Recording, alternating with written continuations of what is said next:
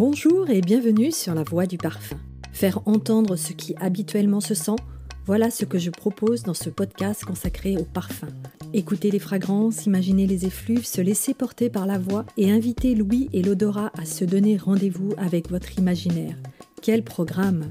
Laissez-vous transporter par les parfums et les mots et savourons ensemble cette rencontre avec le parfum au travers d'interviews aussi passionnantes qu'inspirantes.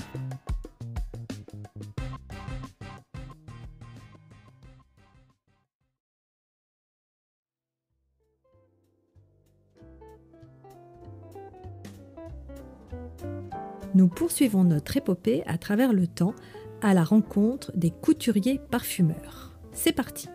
Jeanne Lanvin, 1867-1946, démarre sa carrière en tant que modiste avant d'habiller sa fille Marguerite, affectueusement surnommée Ririte, aux grandes dames de cette dernière. Elle fonde sa maison de couture en 1889 et, en 1908, est reconnue comme la première créatrice de mode enfantine. Elle sera également la première à aborder la mode masculine. Malgré la rude concurrence de jeunes couturiers avant-gardistes, Jeanne Lanvin reste fidèle à une image très féminine.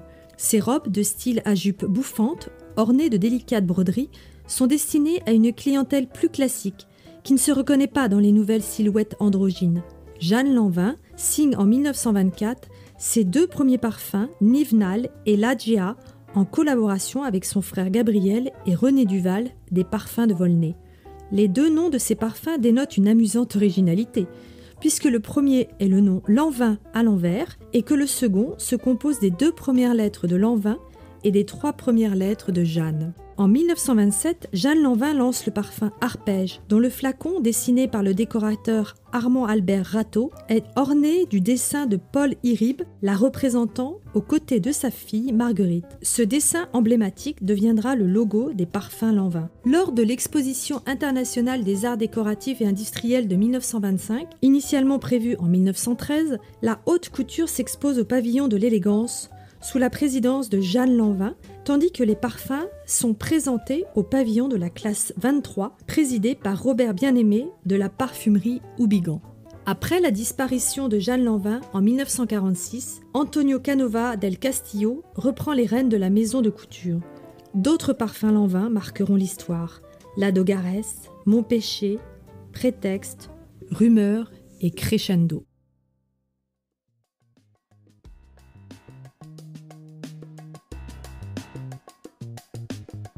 Merci de nous avoir suivis sur La Voix du Parfum. N'hésitez pas à liker, commenter, partager et à vous abonner. On se retrouve très bientôt pour une autre interview ou lors d'une échappée belle sur La Voix du Parfum, le podcast. À bientôt!